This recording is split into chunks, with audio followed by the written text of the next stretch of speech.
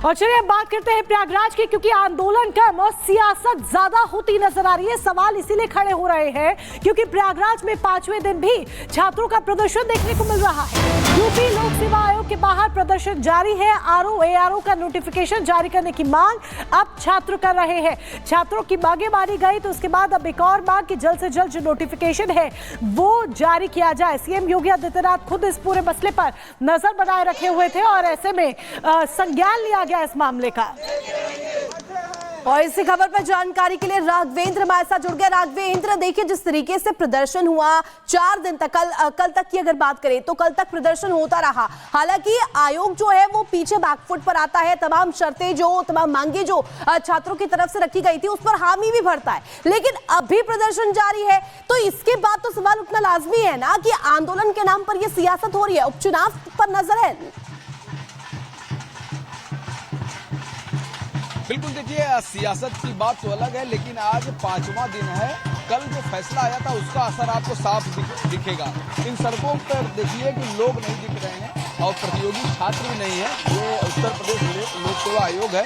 यहाँ पर चारों तरफ सुरक्षा व्यवस्था तैनात है और मुश्किल से 50 छात्र यहाँ पर बैठे हुए हैं। अब इन छात्रों की मांग यह है कि ये जो ARO का जो मामला है, ARO का जो पेपर होना है उसको भी 1 शिफ्ट में किया जाए और इसके बाद उन छात्रों से भी क्या कहते हैं कि हम बात करेंगे और जानेंगे कि आखिर क्या कहना चाहेंगे। अब क्या कुछ रह गया है डिमांड, कुछ बताएंगे क्या? हाँ, मेरी अभी हम लोग की डिमांड पूरी कहाँ से हुई है? जब डिमांड अगर पूरी हो जाती तो हम लोग यहाँ क्यों बैठे रहते? डिमांड पूरी करें, हम लोग चले जाएं। हम लोगों का नुकसान भी हो रहा है, ऊपर से किराया जा रहा है, भूखे प्यासे हैं, माँ बाप से भी उम्मीद कितना लगा के अगर पूरी कर दे हम लोग खुशी खुशी चले जाएं।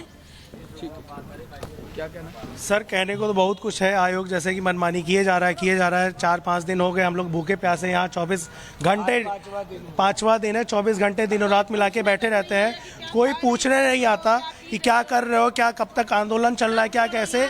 यहाँ तक कि कल हमको लॉलीपॉप पकड़ा के चला गया है। लॉलीपॉप ये कि PCS के बारे में सब क्लियर कर दिया है, लेकिन ARO के बारे में कुछ भी अभी तक क्लियर इन्होंने स्पष्ट नहीं किया है। और हमें आयोग के ऊपर ज़रा भी विश्वास नहीं है कि हम इनके ऊपर विश्वास करके यहाँ से उठ जाए। तो जब तक नोटिस ऑफिशियल ARO के लिए आ नहीं जाती तब तक हम यहाँ पे धरना करते रहेंगे और ये आंदोलन जारी रहेगा।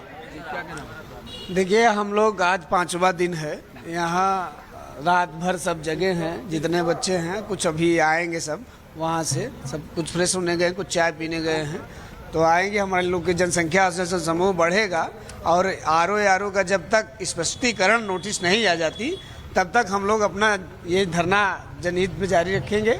और कल के फैसले के बाद कुछ प्रतियोगी छात्र कम हो गए हैं क्या?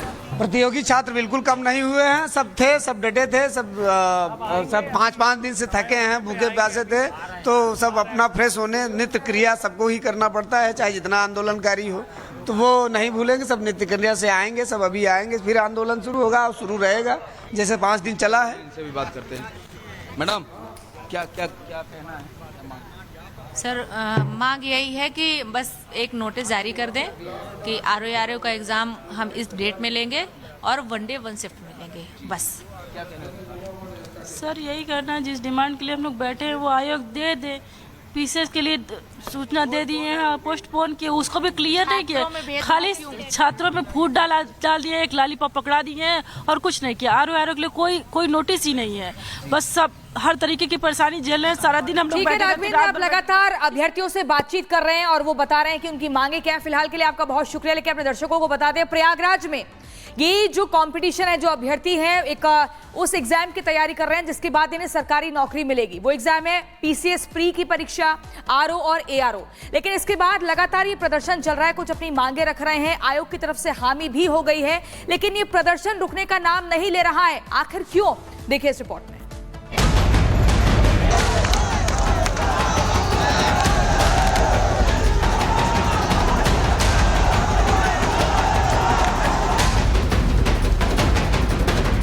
प्रयागराज में प्रतियोगी छात्रों का हुजूम सड़कों पर जमा था।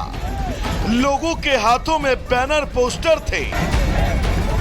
मांगे सिर्फ 2 थी कि यूपी PSC प्री ARO के एग्जाम एक ही शिफ्ट में करवाए जाएं और नॉर्मलाइजेशन की आयोग द्वारा बनाई गई व्यवस्था को खत्म किया जाए।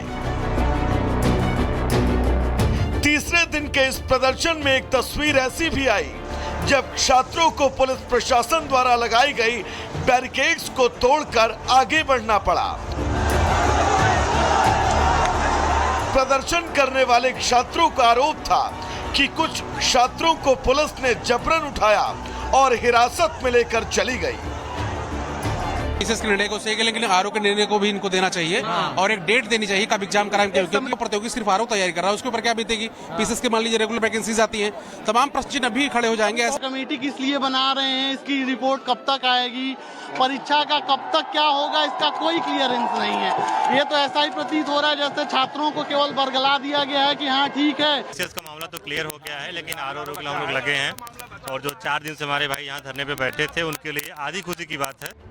छात्रों के इस आक्रोश के बीच कुछ घंटों बाद एक ऐसा वक्त भी आया जब छात्रों की मांगों को लेकर खुद सीएम योगी आदित्यनाथ ने आयोग से बातचीत की और ये तय किया गया कि इन मांगों का कोई सकारात्मक रास्ता निकाला जाए ताकि छात्रों के इस आंदोलन पर पूर्ण विराम लगे। और आयोग ने अंततः छात्रों के हित को ध्यान में रखते हुए अपने फैसले को वापस लिया। आयोग की तरफ से कहा गया कि पीसीएस प्री के लिए फिलहाल 1 शिफ्ट 1 एग्जाम की मांग को मान लिया गया है, जबकि समीक्षा अधिकारी, सहायक समीक्षा अधिकारी परीक्षा के लिए बाद में निर्णय लिया जाएगा। उच्च स्तरीय कमेटी का गठन होगा। समीक्षा अधिकारी, सहायक समीक्षा अधिकारी परीक्षा के संबंध में कमेटी ही अगला निर्णय लेगी।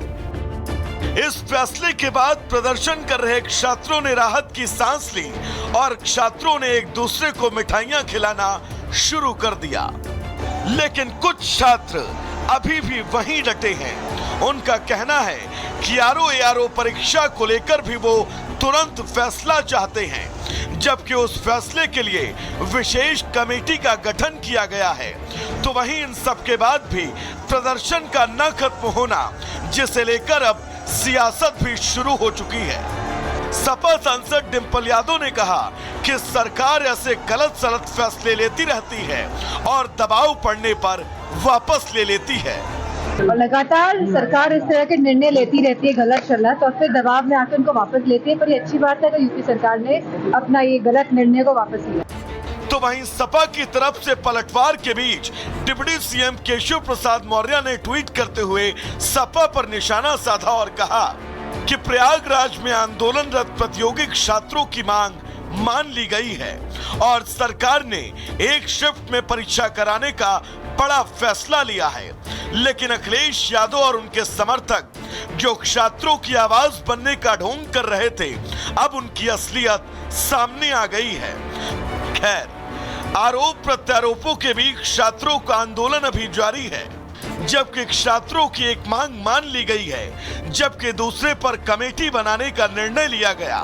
तो क्या छात्रों का ये आंदोलन अब विपक्षियों ने हाईजैक कर लिया है? क्या विपक्ष उपचुनाव के लिए नया मुद्दा ढूंढ रहा है? क्या विपक्ष इस आंदोलन को बैसाखी बनाकर अपनी चुनावी बैतरणी को पार करना चाहता है? Bureau report, Republic Bharat.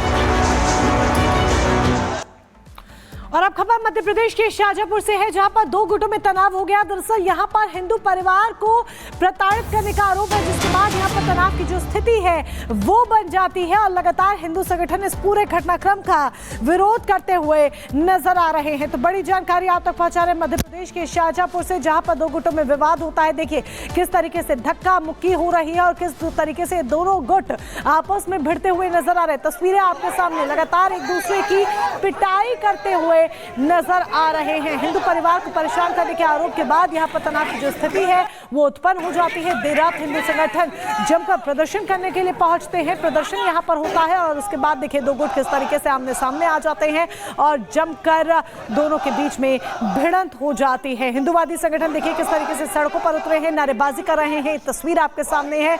2 गुटों में विवाद के बाद जो तनाव की स्थिति है वो स्थिति भी आपको नजर आ रही होगी इस तस्वीर के जरिए कि किस तरीके से प्रशासन भी मौके पर मौजूद है और लोगों को समझाने बुझाने की कोशिश में लगा हुआ है ताकि ये जो तनावपूर्ण माहौल है उसको कम किया जा सके, उसको शांत किया जा सके। तो दो गुटों में ये विवाद की स्थिति, हिंदू परिवार को प्रताड़ित करने का आरोप, जिसके बाद हिंदू संगठन सड़कों पर उतरते हैं, प्रदर्शन करते हैं और उसके बाद दो गुट ये आपस में भिड़ जाते हैं और जमकर धक्का मुक्की होती है और मौका देकर एक दूसरे की पिटाई करना शुरू कर देते हैं। प्रशासन को जैसे ही खबर लगती है, प्रशासन भी मौके पर मुस्तैदी के साथ पहुंचता हुआ नजर आया और उसके बाद जैसे तैसे मामले को शांत कराने की कोशिश की गई, लेकिन तनाव की जो स्थिति है वो बरकरार नजर आ रही है। मध्य प्रदेश के शाहजहांपुर से ये पूरा मामला, लेकिन सवाल इन तस्वीरों के बाद एक बार फिर से यहाँ पर खड़ा हो जाता है कि आखिर क्यों? ये सवाल इसीलिए, आखिर क्यों? इसीलिए क्योंकि बार बार देखा गया है कि हिंदू त्योहारों पे या फिर हिंदू परिवारों के साथ इस तरह की तस्वीरें सामने आ जाती हैं। विवाद करने वाले लोग थे, उनके खिलाफ आवश्यक वैधानिक कार्रवाई करते हुए पुलिस ने तत्काल कार्रवाई की और उनको हिरासत में लेके अग्रिम कार्रवाई की गई है। और यहाँ पर जो लोग अपनी मांगों को लेके इकट्ठे हुए थे, उन लोगों से चर्चा की, शांतिपूर्ण वातावरण में बातचीत की है और सामान्य जो नागरिक है उन लोगों ने बातचीत सुन के डिस्पर्स करने का निर्णय लिया और पुलिस ने अग्रिम वैधानिक कार्रवाई शुरू की है और शांतिपूर्ण माहौल है। तो देखा आपने कैसे यहाँ पर